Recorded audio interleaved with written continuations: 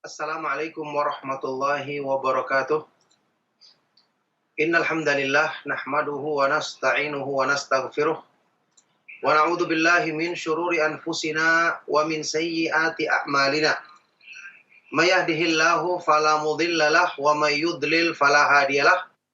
Wa asyhadu an la ilaha illallah wahdahu la syarikalah wa asyhadu anna Muhammadan abduhu wa rasuluh. Allahumma salli wa sallim wa barik ala nabiyyina Muhammad wa ala alihi wa sahbihi wa man tabi'ahum bi ihsanin ila yaumiddin, amma ba'du. Alhamdulillah, ma'asyiral muslimin, ma'asyiral ikhwa wal akhwat fid din rahimakumullah. Alhamdulillah, kita bersyukur kepada Allah Subhanahu wa taala atas semua limpahan nikmat dan karunia-Nya. Kita senantiasa memuji, menyanjungnya atas segala kebaikan yang dimudahkannya bagi kita. Alhamdulillah, di pagi hari yang berbahagia ini kita dipertemukan kembali di dalam majelis ilmu yang mulia dalam lanjutan kajian kita membahas kitab yang sangat bermanfaat, kitab Al-Ilmu Fadluhu wa Syarafuhu, buah karya dari Al-Imam Syamsuddin Abu Abdullah Al-Allama Syamsuddin Abu Abdullah Ibnu Qayyim Al-Jauziyah rahimahullah taala. Alhamdulillah, kita bisa melanjutkan kembali kajian kita di kesempatan pagi hari ini melalui media Roja TV dan Radio Roja, yang semoga bisa senantiasa kita ambil manfaatnya, ya, juga tentu disiarkan di Radio Roja Kendari. Barakallahu fikum. Ma'asyiral muslimin, ma'asyiral ikhwal akhwat fid din rahimakumullah, para pendengar setia, para pemerhati Roja TV, Radio Roja dan Radio Roja Kendari rahimakumullah. Saat ini kita akan melanjutkan pembahasan masih di segi yang kelanjutan dari segi yang ke-72, ya. Pembahasan tentang anwa'us sa'adat, jenis-jenis kebahagiaan, macam-macam kebahagiaan yang berlomba-lomba ingin didapatkan oleh manusia. Ya. Masih kelanjutan dari pembahasan ini.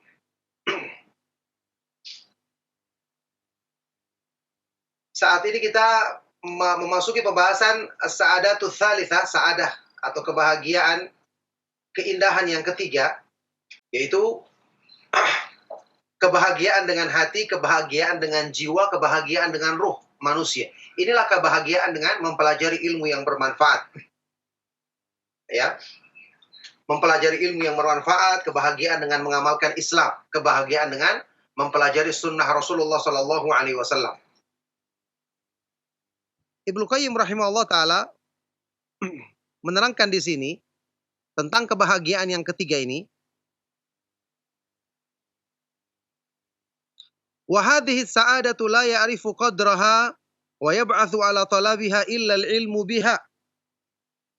Fa'adati sa'adatu kulluha ila al-'ilmi wa ma yaqtadhih. Wallahu yuwaffiqu man yasha'u la mani'a lima a'ta wa la mu'tiya lima mana'. Kebahagiaan dengan ilmu ini tidaklah mengetahui nilainya yang tinggi dan tidaklah motivasi untuk mengejarnya, untuk berusaha meraihnya, kecuali setelah kita mengetahuinya, setelah kita mempelajarinya. Berarti kebahagiaan itu semua kembali kepada ilmu dan konsekuensi daripada ilmu, yaitu mengamalkan amalan soleh. Dan Allah Subhanahu wa taala, dialah yang beri taufik kepada siapa yang dikehendakinya. Tidak ada yang bisa mencegah apa yang diberikannya, dan tidak ada yang bisa memberi jika Allah Subhanahu wa taala menghalanginya. Ini sehubungan dengan masalah keutamaan dan kemuliaan ilmu. Kebahagiaan puncak yang tertinggi juga hanya kita akan dapatkan dengan izin Allah Subhanahu wa taala setelah kita mempelajari ilmu agama, ilmu yang bermanfaat. Makanya memang kebahagiaan dengan ilmu ini kalau kita saksikan orang-orang di sekitar kita, sedikit yang berusaha mencarinya. Sedikit yang berusaha untuk mengejarnya. Kenapa? Memang keistimewaan itu Allah berikan kepada orang-orang sedikit yang Allah pilih. Itu saja.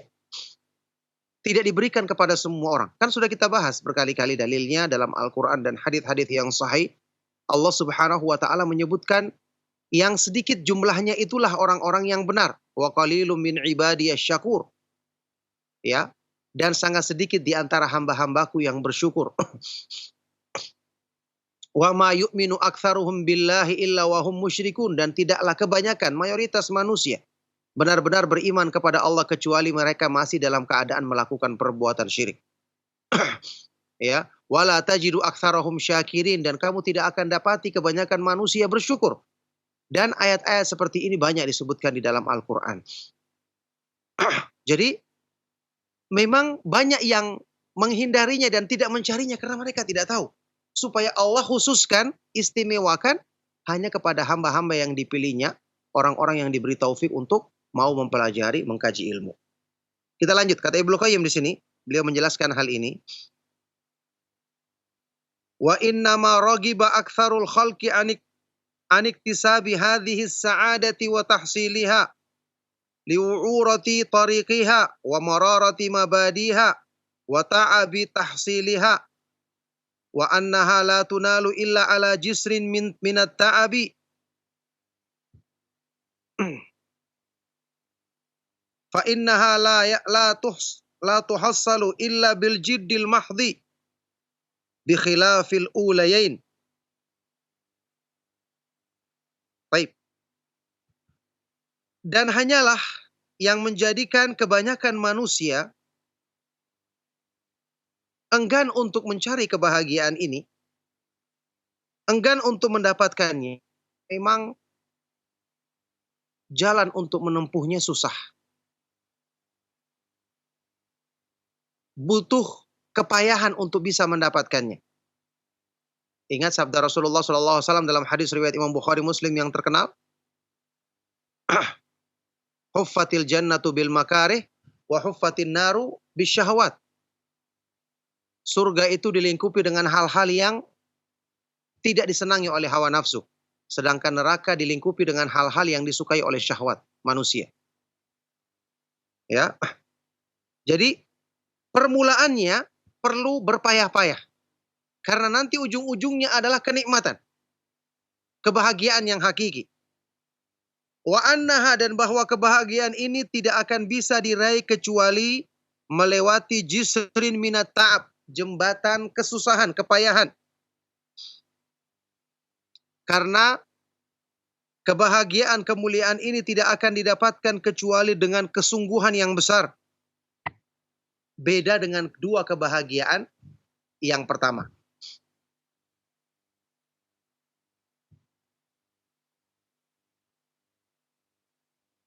Nah, fa innahu ma hadzun qad yahuzuhu ghairu talibihi.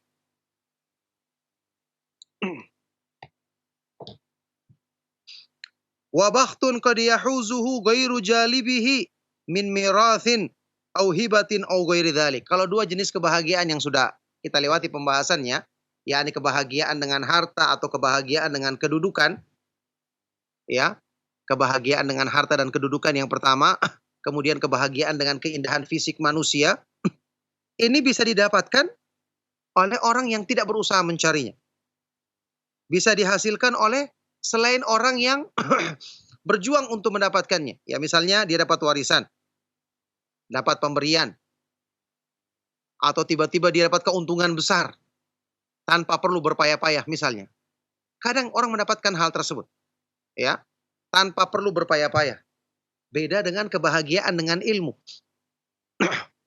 Ada kisah yang disebutkan oleh sebagian dari para ulama tentang Imam Malik bin Anas rahimahullah ta'ala. Ketika Imam Malik adalah seorang yang kita ketahui imam Darul Hijrah. Imam penduduk Madinah di zamannya. Semua orang yang datang, ya, kaum muslimin yang datang menunaikan ibadah haji atau umrah kemudian mampir ke Madinah, berusaha untuk bisa bertemu dengan Imam Malik, mendapatkan ilmu darinya, meriwayatkan hadis Rasulullah Shallallahu Alaihi Wasallam, dan banyak yang mengangan-angankan hal tersebut di kalangan para ulama. Ternyata ada seorang anaknya yang tidak tertarik dengan ilmu. Dia malah sibuk dengan urusan-urusan yang lain. Satu hari Imam Malik melihat anaknya ini keluar membawa sesuatu di dalam kantong bajunya. Dia bertanya, apa itu? Ternyata itu adalah semacam mainan atau burung peliharaan. Ya, maka dia menunjukkan hal tersebut kepada ayahnya, dan ketika itu Imam Malik rahimahullah ta'ala mengatakan, alhamdulillahi lam yaj'al Hadzal ilma mirathan. Segala puji bagi Allah Subhanahu wa taala yang tidak menjadikan ilmu ini seperti harta warisan, bisa diturunkan tanpa perlu orang mempelajarinya. Ya, ini harta warisan kalau orang tuanya kaya, ya, orang tuanya meninggal dunia diwariskan kepada anaknya, langsung jadi orang kaya dia. Tapi kalau ilmu, meskipun orang tuanya adalah orang yang berilmu tinggi, mendalam, tapi kalau dia tidak mau mempelajarinya, tidak mau bersusah payah untuk mendapatkannya, maka dia tidak akan dapatkan ilmu tersebut karena ilmu ini bukan seperti harta warisan yang bisa diturunkan atau bisa sekedar diberikan kepada orang yang tidak bersungguh-sungguh untuk mencari atau mendapatkannya. Maka ini yang membedakan antara kebahagiaan ilmu dengan kebahagiaan dalam urusan dunia lainnya. Nah, barakallahu fikum. Kata Ibnu Qayyim selanjutnya, amma sa'adatul ilmi fala yurithuka iyyaha illa badlul wus'i wa sidqut talabi wa sihhatun niyati. Adapun kebahagiaan dengan ilmu, maka tidak akan kamu dapatkan kebahagiaan itu kecuali dengan mencurahkan kesungguhan. Kecuali dengan mencurahkan kesungguhan. Dengan sungguh-sungguh. Benarnya niat dalam mencarinya. Ya. Mencurahkan segenap kesungguhan. Jujur dalam mencarinya. Dan meluruskan niat. Karena ilmu adalah karunia dari Allah. Bahkan karunia terbesar yang Allah turunkan kepada manusia. Maka tidak mungkin karunia Allah akan diberikan kepada semua orang. Pasti hanya orang-orang yang dipilih. Yakhtassullahu birahmatihi man yasha. Allah Subhanahu wa taala mengkhususkan untuk memberikan rahmatnya kepada siapa yang dikehendakinya. Dzalika fadlullahi yu'tihi man yasha. Itu adalah karunia yang Allah Subhanahu wa taala berikan kepada siapa yang dikehendakinya. Makanya kebahagiaan ini hanya ditahu oleh orang-orang yang mempelajarinya. Orang-orang yang berusaha mendalaminya, memahami petunjuk para nabi dan para rasul alaihi wassalatu wassalam, kemudian mereka berusaha untuk mengejarnya. Ini adalah taufik dari Allah Subhanahu wa taala.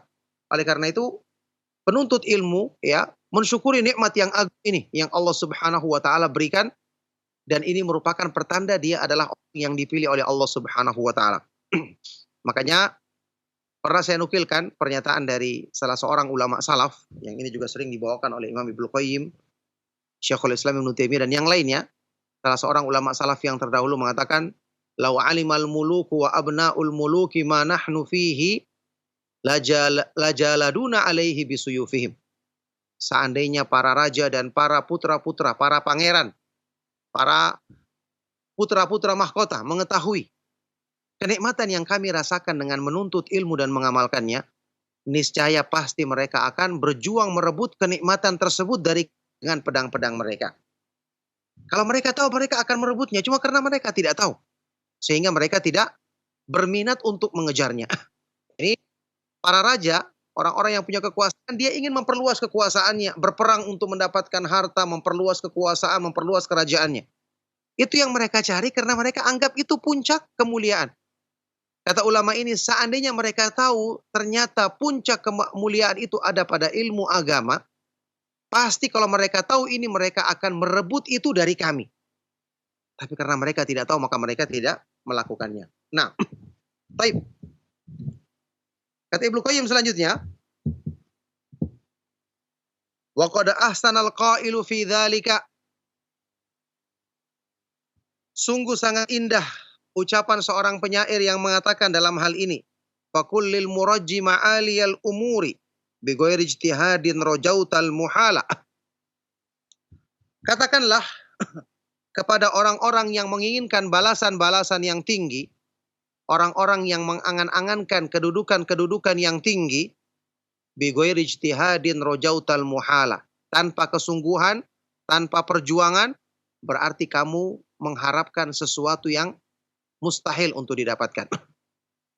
Ya, katakan kepada orang-orang yang menginginkan balasan yang tinggi di sisi Allah tanpa perjuangan keras, tanpa kesungguhan, sama saja dengan kamu mengharapkan sesuatu yang mustahil untuk diharapkan, untuk didapatkan. Yakni kedudukan yang tinggi didapatkan dengan kesungguhan. Urusan dunia saja kalau sesuatu yang harganya tinggi, nilainya tinggi, harus bersaingan untuk mendapatkannya, harus mengeluarkan harta yang besar, ya. Itu urusan dunia. Padahal dunia setinggi-tingginya tetap rendah. Apalagi urusan yang benar-benar tinggi, yang benar-benar mulia di sisi Allah Subhanahu wa taala, urusan surga yang tempatnya tinggi, fi jannatin 'aliyah, di surga yang sangat tinggi. Jadi, untuk mendapatkan mengikuti selera kita yang tinggi, kita harus mencurahkan kesungguhan, kalau tidak maka itu mustahil untuk bisa diwujudkan, ya. Wa qala al-akhar, penyair lain mengatakan, laulal masyaqqatu sadan nasu kulluhum al-judum yufkiru wal iqdamu qattalu. Kalau bukan karena kesulitan, kalau bukan karena kesusahan, niscaya semua manusia akan menjadi mulia, menjadi tinggi. Ya, ini kalau semua kemuliaan itu didapatkan dengan mudah, ya semua orang mau. Semua orang akan mendapatkan kemuliaan tersebut. Tidak ada lagi yang dipilih, tidak ada lagi yang diistimewakan. Al-judu yufkiru. Kedermawanan, sifat pemurah itu yufkiru. Menjadikan harta kita habis. Resikonya. Orang banyak menyumbang, ya pasti dia takut hartanya habis. Makanya kenapa sedikit orang yang menyumbang, apalagi menyumbang dengan ikhlas, karena dia tahu resikonya besar. Ya, ini kelihatan. Uangnya berkurang. Sesuatu yang dicintai oleh nafsunya, berkurang dari tangannya. Al-judu yufkiru. Kedermawanan itu menjadikan orang fakir, menjadikan orang miskin. Wal iqdamu qattalu, dan keberanian itu bisa membinasakan. Keberanian, ya, keberanian maju ke medan jihad, keberanian berperang di jalan Allah, ini kan membinasakan. Ya, tentu ini maksudnya jihad yang sesuai dengan syariat. Ya, peperangan yang sesuai dengan syariat Islam. Yang jelas, kenapa kebanyakan manusia tidak bisa meraih kebahagiaan yang hakiki? Jawabannya karena mereka tahu resikonya besar.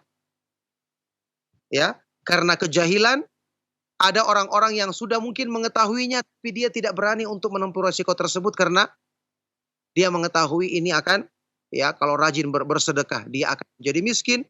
Kalau dia melakukan al-iqdam, berani maju, berani berbuat, ini juga resikonya akan bisa membinasakan dirinya. Sebabnya, kenapa kemuliaan ilmu memang Allah Subhanahu wa taala khususkan bagi hamba-hamba yang dipilihnya. Jadi kita masih melanjutkan penjelasan Imam Ibnu Qayyim rahimahullah taala yang menjelaskan bagaimana agungnya, tingginya kemuliaan yang Allah Subhanahu wa taala berikan kepada hamba ketika mereka ingin meraih kebahagiaan dengan ilmu yang bermanfaat. Inilah kebahagiaan yang hakiki, kebahagiaan dalam yang bersumber dari hati manusia. Kata beliau di sini, wa man tamahat himmatuhu ilal umuril aliyati fa aujaba alaihi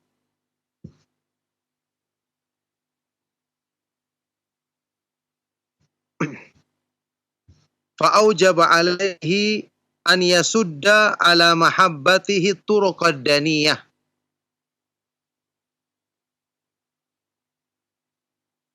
Dan barang siapa yang tekadnya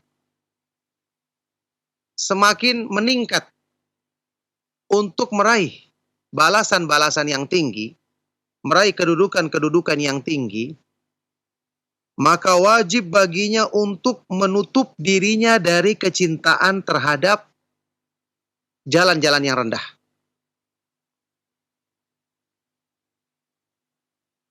Kalau dia sudah belajar agama, sudah mengenal kemuliaan yang hakiki, maka wajib baginya untuk menutupi keinginan nafsunya dalam mencari hal-hal yang rendah.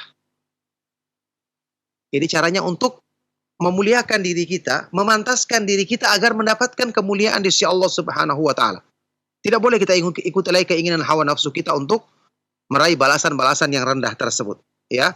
Kata Ibnu Qayyim, wa hiya sa'adatu wa in kanat fi ibtidaiha la tanfaku an darbin minal masyaqqati wal kurhi wa ta'adzi fa innaha mata ukrihatin nafsu alaiha wasiqat ta'iatan karihatan ilaiha wa sabarat ala la'waiha wa shiddatiha afdad minha ila riyadin mu'annaqatin wa maqa'ida sidqin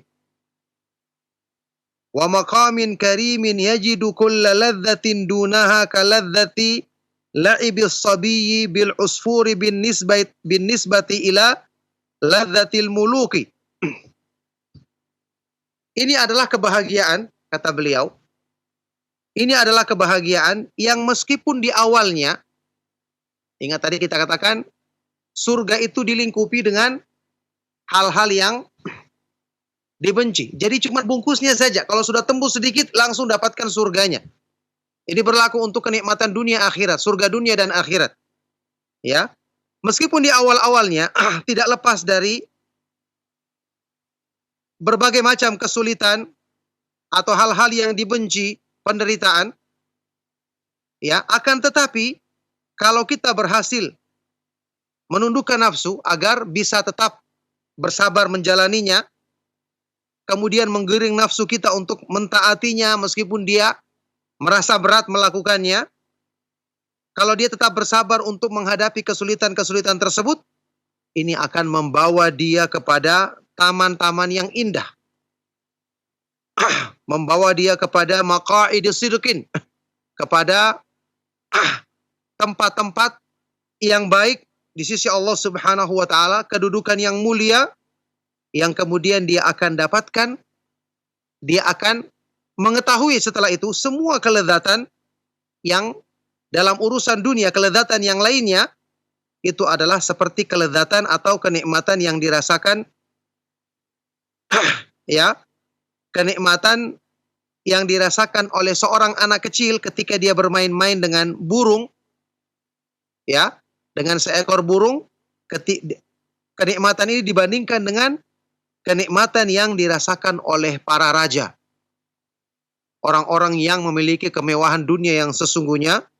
Fahina idzin halu sahibihi kamakil, ketika inilah keadaan orang yang telah merasakan kenikmatan ini sebagaimana yang diungkapkan oleh seorang penyair, wa kuntu ara an qatanaha biyal hawa ila ghayatin ma ba'daha li madhhabu falamma talaqaina wa ayantu husnaha tayaqantu anni innama kuntu al'abu. Ini ungkapannya seorang penyair yang sedang jatuh cinta. Selama ini dia hanya membayangkan kekasihnya. Itu saja dia sudah merasa nikmat. Tapi ketika bertemu langsung, dia mengetahui bahwa kenikmatan membayangkan ternyata tidak ada apa-apanya dibandingkan dengan ketika dia bertemu langsung. Ini tentu ungkapan yang dibawakan oleh Imam Ibnu Qayyim untuk menggambarkan bahwa kenikmatan yang dirasakan oleh orang yang telah mengenyam manisnya ilmu, ya, merasakan nikmatnya beribadah kepada Allah Subhanahu wa taala, jauh dari apa yang kita sekedar bayangkan, ya, sekedar kita baca. Tapi kalau kita merasakan sendiri maka tentu itu lebih tinggi kenikmatannya. Penyair ini berkata, wa kuntu ara. Tadinya aku menganggap bahwa rasa cinta itu telah mencapai puncaknya. Rasa cinta yang ada padaku telah mencapai puncaknya, telah mencapai ujungnya, sampai kepada puncak yang tidak ada lagi cara untuk bisa berpaling darinya. Tidak ada lagi bagiku cara untuk bisa menghindarkan diri darinya. Tapi akan tetapi falamma talaqaina, kemudian ketika kami bertemu dan aku menyaksikan keindahannya, tayaqantu, akhirnya aku pun yakin bahwa tadinya aku hanya bermain-main saja. Yakni sekarang seorang anak ketika dia bermain-main dengan mainannya, apa yang dirasakan? Dia merasa itu puncak kebahagiaan, padahal cuma mainan. Orang yang bermain dengan anak-anak yang bermain dengan mobil-mobilan kecil atau kendaraan-kendaraan kecil, dia merasa ini sudah puncak kebahagiaannya. Nah, tentu ketika orang itu sudah besar atau dibandingkan dengan orang besar yang langsung menaiki kendaraan aslinya dengan segala fasilitas yang ada, maka perbandingannya sangat jauh dengan apa yang dirasakan oleh anak tersebut yang dia hanya bermain-main dengan sesuatu yang tentu tidak nyata, bukan aslinya. Itu maksudnya perbandingan hal tersebut. Nah, kata Ibnu Qayyim di sini, fal makarimu manutatun bil makarih was sa'adatu la yu'baru ilaiha illa ala jisril masyaqqati wa la tuqta'u masafatuha illa fi safinatil jiddi wal ijtihadi. Maka kemuliaan-kemuliaan itu selalu bergandengan dengan makarih, hal-hal yang susah di awalnya. Untuk meraih kemuliaan, awal-awalnya harus susah, ya.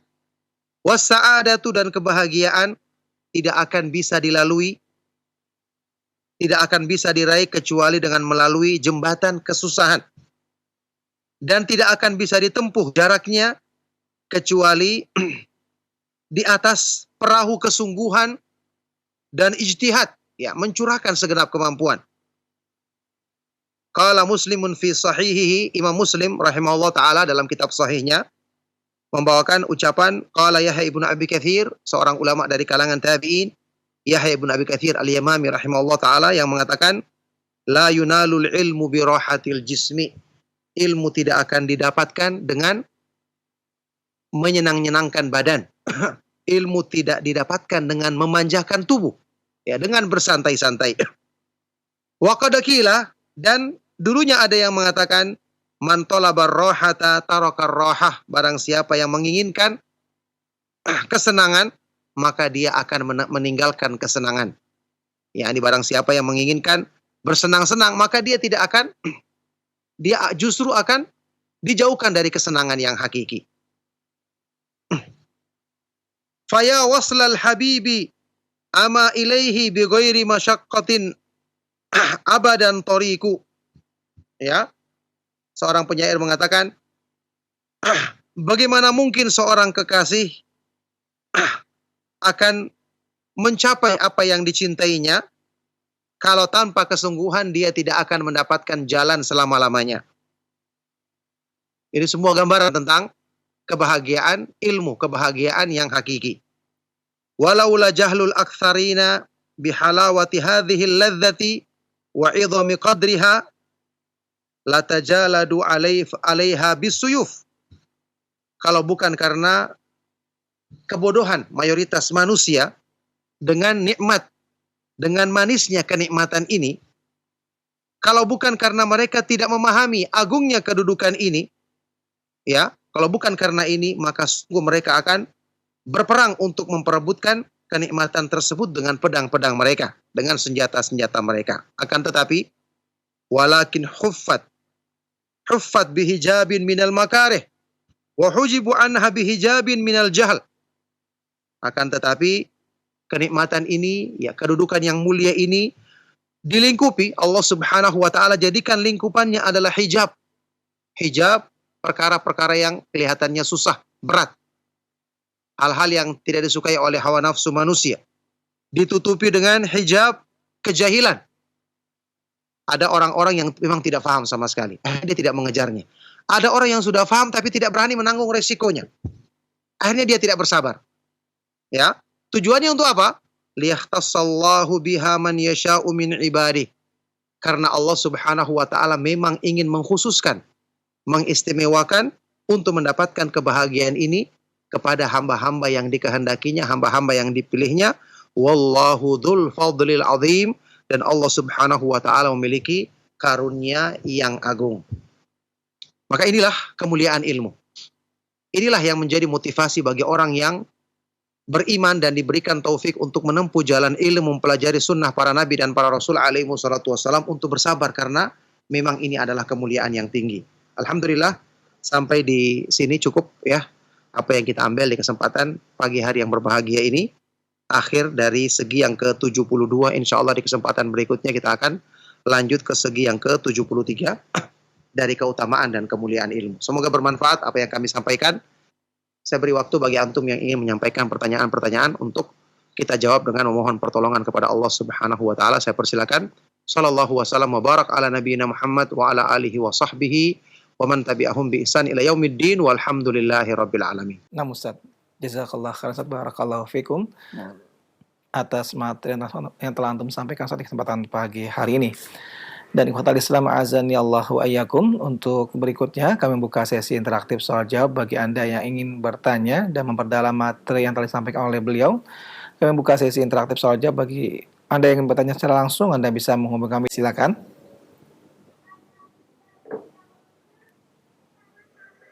Halo, Assalamualaikum Ustaz. Waalaikumsalam warahmatullahi wabarakatuh. Dengan siapa Ibu dan berada di mana? Dari Umu Abdurrahman di Tangerang, Ustaz. Ya, silakan Umu. Ini Ustaz, kalau waktu sholat buang angin yang nggak berbunyi, apakah itu membatalkan sholat atau tidak ya Ustaz? Ya, baik. Terima kasih mohon penjelasannya ya. Nah. Assalamualaikum. Waalaikumsalam warahmatullahi wabarakatuh. Nah, kepada Ustadz kami persilakan untuk menjawab. Silakan Ustadz. Ya, barakallahu fikum. Pertanyaan bermanfaat sekali dari beliau tadi, Ibu yang bertanya. Semoga Allah Subhanahu wa taala senantiasa melimpahkan rahmat dan kebaikannya kepada beliau, ya. Orang yang buang angin dalam sholatnya tapi tidak terdengar suaranya, itu pernah disebutkan oleh Rasulullah Shallallahu alaihi wasallam dalam hadis yang sahih. Ketika seorang melaksanakan sholat, maka syaitan berusaha untuk mengganggunya, ya, mengesankan seolah-olah dia buang angin. Maka Rasulullah SAW memberikan patokan untuk menilai itu buang angin betul atau tidak. Kata Rasulullah SAW, "Fala yansarif hatta yasma'a sautan aw yajida rihan." Itu ukurannya. Maka orang yang melaksanakan sholat ini, hamba ini janganlah memutuskan sholatnya sampai dia dapati satu dari dua hal. Yasma'a sautan, dia mendengar suara kentut, benar-benar suara kentut, ya. Atau dia mendapati baunya. Jadi bukan cuma suara ukurannya. Kadang-kadang ada kentut yang benar-benar kentut tapi tidak terdengar suaranya. Ya. Maka Nabi SAW mengatakan kalau dia dengar suara, itu sudah menjadi patokan bahwa itu adalah kentut, batalkan sholatnya. Atau yang kedua, tidak terdengar suara tapi dia mencium baunya. Tentu kita ketahui ya, bau busuk yang keluar dari kentut ini juga merupakan pertanda bahwa itu adalah kentut yang sesungguhnya. Tapi kalau cuma sekedar bunyi perutnya, ya, suara dari perutnya, ternyata itu bukan bunyi kentut yang biasa kita ketahui, ya, bunyinya yang khas atau baunya, maka kalau tidak ada salah satu dari dua tanda ini berarti itu bukan kentut. Lanjutkan sholat dan jangan diputuskan. Nah, barakallahu fikum. Nah, Ustaz, wafik barakallah, jazakallah khairan atas jawaban yang telah antum sampaikan, Ustaz. Demikian jawaban untuk Umu Abdurrahman di Tangerang, mudah-mudahan dapat difahami dengan baik dan benar. Khotul Islam azani Allah wa yakum. Kita angkat kembali pertanyaan melalui telepon. Silakan.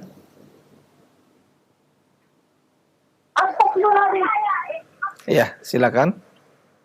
Halo, Assalamualaikum. Waalaikumsalam warahmatullahi wabarakatuh. Dengan siapa Ibu dan berada di mana? Saya hamba Allah dari Sulawesi. Ya, silakan Ibu. Begini Pak Ustadz, saya bertanya bagaimana hukumnya. Kan anak saya mau minta bercadar, tapi saya belum izinkan karena maklum di daerah saya kalau ada orang bercadar, pemikirannya bagaimana, saya tidak jadi belum saya mengizinkan. Nah, pertanyaan saya, apakah saya izinkan atau tidak, Ustaz? Mohon penjelasannya. Assalamualaikum warahmatullahi wabarakatuh. Nah, waalaikumsalam warahmatullahi wabarakatuh. Terima kasih Ibu, dan kepada Ustadz kami persilakan untuk menjawab. Silakan Ustadz. Ya, barakallahu fiik. Pertanyaan bermanfaat sekali dari Ibu yang ada di Sulawesi, ya. Semoga Allah Subhanahu wa taala senantiasa melimpahkan rahmat dan kebaikannya kepada Ibu, kepada anaknya, dan kepada semua anggota keluarganya, dan juga kepada kita semua. Ya. Pertama Ibu, ketika anaknya minta izin untuk memakai cadar, maka ini adalah kebaikan. Ya, kebaikan yang sebagian dari para ulama bahkan mewajibkannya bagi perempuan untuk menutup wajahnya. Ada juga sebagian ulama yang berpendapat ini tidak wajib tapi dianjurkan. Artinya keutamaan dan dicintai oleh Allah Subhanahu wa taala.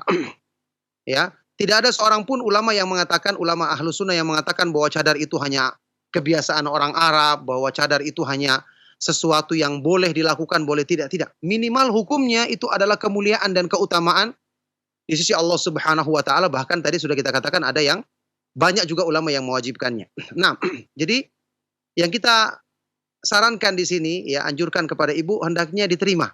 Ini adalah keinginan yang baik. Dan ini menunjukkan insya Allah anak ibu adalah seorang perempuan yang soleha insya Allah. Karena dia ingin melaksanakan kebaikan tersebut. Apalagi bukan dipaksa, malah dia sendiri yang memintanya. Makanya ibu harus mendukungnya, mendoakan kebaikan untuknya. Adapun masalah tanggapan orang, tentu kita harus perhatikan. Tapi bukan menghalangi kita untuk berbuat kebaikan. Tanggapan orang bisa kita jelaskan sama tetangga kita. Kita contohkan, kalau kita ke Arab Saudi, banyak orang yang pakai cadar. Terbiasa mereka lakukan. Ini juga tidak menjadikan kita menuduh negeri tempat asalnya Islam ini sebagai negeri yang merupakan sumber teroris. Bahkan mereka adalah orang-orang yang kuat dalam memerangi pemahaman-pemahaman teror, pemahaman-pemahaman ekstrim.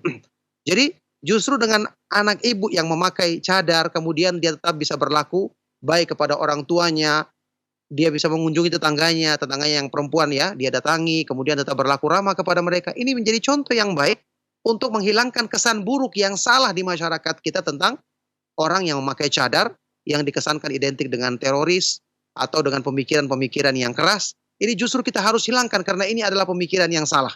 Ketika ada orang-orang yang musuh-musuh Islam, atau orang-orang yang salah menggunakan kebaikan-kebaikan ini untuk tujuan keburukan, jangan diikuti. Contoh sekarang misalnya ada yang mengesankan orang-orang yang menghafal Al-Quran, baik bacaannya ini justru pemikirannya keras. Kita harus bantah. Membaca Al-Quran mendatangkan kebaikan, mendatangkan kemuliaan. Kalau ada yang seperti ini, bukan berarti kita harus meninggalkan keutamaan membaca Al-Quran, keutamaan menghafal Al-Quran dan memahami isinya. Ya, jadi kita harus lurus pemikiran dan tidak boleh kita jadikan itu merupakan sebab untuk kita meninggalkan pemahaman dan pengamalan Islam yang benar. Jadi ini yang saya anjurkan kepada ibu ya, dan ini merupakan kemuliaan yang semoga Allah Subhanahu wa taala berikan balasan yang sempurna kepada ibu dan kepada anaknya yang meminta izin tadi untuk melakukan kebaikan ini, agar Allah Subhanahu wa taala memberikan balasan yang sempurna dan kemuliaan di sisinya karena ibu telah mengizinkan anaknya dalam kebaikan tersebut. Nah, barakallahu fikum. Nah, Ustaz Taufik, barakallah, jazakallah khairan atas jawaban yang telah antum sampaikan, Ustaz. Demikian aja untuk ibu yang berada di Sulawesi. Mudah-mudahan dapat difahami dan dapat diamalkan, insyaallah. Ikhwatul Islam azani Allahu ayyakum. Masih kami angkat pertanyaan telepon. Nah, silakan untuk berikutnya.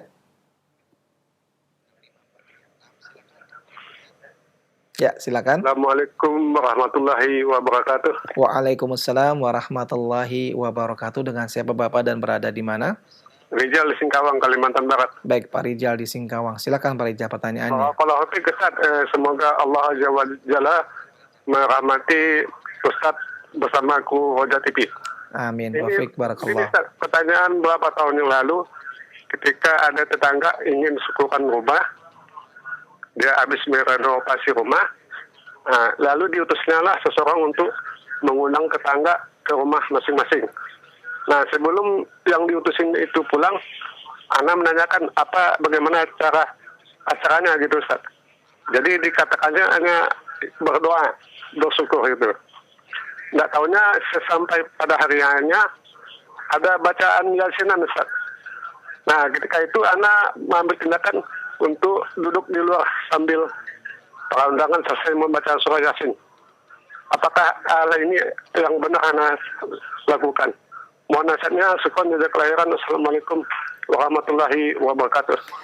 Waalaikumsalam warahmatullahi wabarakatuh. Afan wa jazakallahu khairan. Dan kepada Ustadz kami persilakan untuk menjawab. Silakan Ustadz. Ya, barakallahu fikum. Pertanyaan bermanfaat sekali dari beliau Bapak yang ada di Singkawang ya. Semoga Allah Subhanahu wa taala senantiasa melimpahkan kebaikannya kepada beliau, kepada keluarga dan juga kepada kita semua. Ya, tentang apa yang disebutkan tadi yang saya tangkap ya, mudah-mudahan saya tidak salah paham. Tetangganya ketika merenovasi rumah ya, memperbaiki rumahnya, kemudian mengundang tetangganya begitu ya, yang saya pahami untuk mengadakan acara. Ternyata di dalamnya ada acara yang tidak sesuai dengan petunjuk sunnah Rasulullah SAW dan para sahabat. Yaitu ada bacaan Yasinan yang dikhususkan. Ini tidak ada dalilnya dalam syariat. Bagaimana hukumnya ketika dia hanya mengetahui ini kemudian dia di luar saja sampai selesai acara? Apakah dia melakukan yang benar? Pertama, yang diterangkan oleh para ulama ketika seseorang misalnya mendapatkan kenikmatan, kemudian dia melaksanakan acara untuk mengundang orang dalam rangka mensyukuri nikmat tersebut, itu boleh. orang baru bikin rumah atau baru mendapatkan sesuatu rezeki dari Allah atau memperbaiki rumah termasuk kemudian dia mengundang orang makan, maka itu diperbolehkan dalam rangka mensyukuri nikmat Allah Subhanahu wa taala tersebut. Ini seperti yang diterangkan oleh Syekh Muhammad bin Shalih Al-Utsaimin rahimahullah taala dalam kitab Syarhul Mumti, itu diperbolehkan. Kemudian yang kedua, tadi ternyata ada acara tersebut. Ada acara yang bid'ah di dalamnya yang tidak sesuai syariat Islam. Nah, kalau ada acara seperti ini, apakah sikap yang dilakukan oleh Bapak tadi benar? Dia hanya menunggu di luar, kita katakan ini benar. Dan ini mendingan daripada dia hadir di dalam dan tidak bisa mengingkarinya. Yang terbaik tentu saja harusnya yang dia lakukan adalah ketika ada acara tersebut, ya, dia menghindar supaya tidak terlihat, karena toh ketika dia terlihat nanti dianggap dia mendukung membenarkan acara tersebut. Nanti setelah selesai acara, dia bisa menemui tuan rumahnya, ya, untuk menyampaikan nasihat dengan cara yang baik. Alhamdulillah, apalagi mungkin selama ini dia punya hubungan yang baik dengan tetangganya tersebut, maka dia bisa saling menasihati, mengatakan tidak perlu dengan acara yasinan. Kalau kita ingin baca Al-Quran, baca semua Al-Quran, tidak perlu dengan mengkhususkan bacaan tertentu. Ya, Al-Quran itu semuanya isinya adalah petunjuk, bahkan banyak ayat-ayat yang lebih pantas untuk dibaca atau lebih tinggi kedudukannya dibandingkan surat Yasin, seperti misalnya kalau ayatnya ayat kursi, suratnya surat Al-Fatihah, surat Al-Ikhlas, surat-surat yang kedudukannya lebih tinggi. Seandainya ingin dikhususkan, harusnya itu yang dipilih. Tapi juga ternyata Islam tidak mengkhususkannya untuk membaca bacaan tertentu dan meninggalkan surat-surat yang lainnya. Yang jelas, hadis-hadis yang menyebutkan keutamaan Yasin tersendiri itu semua hadis-hadis yang lemah, hadis-hadis yang dhaif. Surat Yasin adalah surat yang mulia. Secara umum keutamaannya besar karena dia termasuk firman Allah Subhanahu wa taala dalam Al-Qur'an, tapi tidak ada kekhususannya dibandingkan surat-surat yang lain. Itu yang kita jelaskan kepadanya. Mudah-mudahan Allah Subhanahu wa taala memudahkan bagi beliau ini untuk bersabar dalam menasehati tetangganya dan juga hal-hal yang salah yang dilakukan oleh masyarakat di sekitarnya. Nah, barakallahu fikum. Nah, Ustaz, wafik barakallah, jazakallah khairan Ustaz atas jawaban yang telah antum sampaikan Ustaz. Demikian jawaban untuk Pak Rizal di Singkawang, mudah-mudahan dapat difahami dengan baik dan benar. Ikhwatal Islam azani Allah wa iyyakum. Kita angkat pertanyaan berikutnya. Ya. Warahmatullahi wabarakatuh. Waalaikumsalam warahmatullahi wabarakatuh. Dengan siapa Ibu dan berada di mana? Dari Ummu Sabila Ustaz di Pekanbaru. Baik, Ummu Sabila di Pekanbaru. Pertanyaan apa Ibu? Silakan. Iya Ustaz. Syukran. Barakallahu fi Ustaz, izin bertanya. Gini Pak Ustaz, seseorang ingin mengikuti sunnah-sunnah, tapi di satu sisi lain takut cobaan berat gitu. Seandainya dia melaksanakan sunnah-sunnah, tapi di satu sisi dia merasa takut cobaan berat. Takut cobaan berat apa? Seperti apa Bu? Mungkin? Menjalankan sunnah-sunnah Ustaz. Menjalankan sunnah-sunnah, selain dia mengerjakan wajib, lalu dia mengerjakan sunnah-sunnah, tapi di satu sisi dia ketakutan akan mendapat cobaan berat karena dia merasa sudah soleh gitu, Bos. Jadi takut mendapat cobaan berat. Baik, qadarullah wa masyafa'al, terputus Ustaz, dan mungkin bisa disimak Ustaz pertanyaannya. Bahwasanya beliau bertanya bagaimana sikap keadaan seorang yang dia ingin menjalankan sunnah tapi khawatir dengan dia melaksanakan sunnah tersebut mendapatkan ujian atau cobaan yang berat Ustaz. Silakan Ustaz. Ya, barakallahu fikum. Pertanyaan bermanfaat dari Ibu tadi. Semoga Allah Subhanahu wa taala senantiasa melimpahkan kebaikan, rahmat dan taufiknya kepada beliau, juga kepada kita semua. Ya, seseorang yang ingin menjalankan sunnah-sunnah tapi takut dia mendapatkan ujian, ya, mungkin mendapatkan kesulitan-kesulitan, mendapatkan permusuhan dari orang-orang di sekitarnya. Maka bagaimana seperti ini? Pertama, ini ada dari dua tinjauan Ibu ya. Yang pertama, kita yakin Allah Subhanahu wa taala yang mensyariatkan Islam ini dengan petunjuknya yang sempurna, ya. Allah Subhanahu wa taala tidak mungkin menjadikan agama Islam ini dilaksanakan justru menjadi beban bagi manusia, menjadi sebab kesulitan bagi manusia. Kita yakin. Justru itu akan mendatangkan kemuliaan bagi manusia. Memang dalam mengamalkan Islam kita butuhkan ilmu agama supaya nanti kita tidak salah menempatkan. Ketika masyarakat belum paham, kita perlu jelaskan kepada mereka. Tapi bukan kita tinggalkan. Bukan kita tinggalkan kebaikan tersebut. Kita meninggalkan satu amalan yang tidak wajib, hanya sekedar dia anjuran sementara waktu. diperbolehkan sambil kita menjelaskan kepada masyarakat. Setelah itu baru kita amalkan. Tapi jangan menjadi alasan untuk meninggalkan hal itu seterusnya. Dengan alasan takut dimusuhi. Seolah-olah kita menuduh Allah mensyariatkan ini berarti tidak benar. Kita mengamalkan malah dimusuhi. Belum juga terjadi, kita sudah bersangka buruk kepada Allah Subhanahu wa taala. Ini tidak boleh. Kita yakin dengan mengamalkan Islam justru kita mulia. Kalau Allah mencintai kita, maka Allah Maha Kuasa menjadikan manusia mencintai, menggerakkan hati mereka untuk mencintai kita, sebagaimana hal itu disebutkan di dalam hadis yang sahih. Tinjauan yang pertama. Tinjauan yang kedua, masalah tentang adanya resiko atau ujian ketika mengamalkan agama Allah. Ini adalah memang perkara yang merupakan ketentuan Allah Subhanahu wa taala untuk menguji kesungguhan manusia. Untuk menguji kesungguhan manusia. Para nabi dan para rasul yang paling kuat imannya, mereka paling besar cobaannya. Ya, tapi ketahuilah cobaan ini bukan menjadi musibah. Allah akan menguatkan hamba-hambanya untuk menghadapi cobaan tersebut dan memudahkan mereka untuk meraih kemuliaan setelah adanya cobaan-cobaan tadi yang ketika itu mereka bersabar menghadapinya.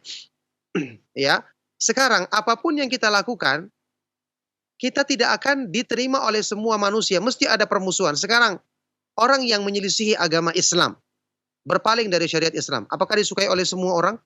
Tetap banyak musuhnya. Sekarang orang melaksanakan apa saja, tidak akan bisa kita dapatkan keridhaan semua manusia. Pasti orang akan musuhi kita. Baik kita taat beragama ataupun menyimpang dari agama, tetap orang akan musuhi kita. Jadi kalau patokannya kita mencari keridhaan manusia, ini kata para ulama, ridhol khalq ghayatun la tudrak. Mencari keridhaan semua orang ini adalah sesuatu yang tidak mungkin akan dicapai. Ya, tidak mungkin akan dicapai. Oleh karena itu, kita memilih yang terbaik untuk diri kita. Kita memilih keselamatan kita. Kita yakin kepada Allah Subhanahu wa taala tidak mungkin Dia menurunkan agama untuk mempersulit hidup kita. Tapi kita yakin kalaupun ada ujian, Allah Subhanahu wa taala akan mudahkan kita menghadapinya. Setelah itu Allah Subhanahu wa taala berikan kemuliaan dan kebahagiaan yang hakiki untuk kita. Nah, barakallahu fikum. Nah, Ustaz, wafik barakallah, jazakallah khairan Ustaz. Dan ikhwatal Islam azani Allah wa iyyakum, kita angkat pertanyaan terakhir di kesempatan pagi hari ini. Halo, Assalamualaikum. Waalaikumsalam warahmatullahi wabarakatuh. Dengan siapa Ibu dan berada di mana? Dengan Umu Konita di Bandung. Ya, silakan Umu Konita. Pertanyaannya apa? Ya, sebelumnya semoga Ustadz dan seluruh kaum muslimin selalu dalam naungan Allah Azza wa Jalla. Amin. Jazakillah khairan. Izin bertanya, kalau lagi wudhu nih Ustaz, terus udah sampai tangan atau misalkan udah sampai telinga, nah lalu kentut, nah itu apakah harus diulang gerakannya dari awal ataukah tinggal dilanjutkan aja? Itu aja pertanyaan Ustaz. Nah, cukup ya Umu Konita, terima kasih banyak atas pertanyaannya. Wa jazakillah khairan, dan kepada Ustadz kami silakan untuk menjawab. Silakan Ustadz. Ya, barakallahu fiik. Pertanyaan bermanfaat dari ibu yang ada di Bandung tadi. Semoga Allah Subhanahu wa taala senantiasa melimpahkan rahmat dan kebaikannya kepada beliau dan juga kepada kita semua. Jawaban dari pertanyaan tadi, kalau batal di tengah-tengah, maka diulang dari awal. Ya, di tengah-tengah maupun setelah di akhir tentu saja. Diulang dari awal ya.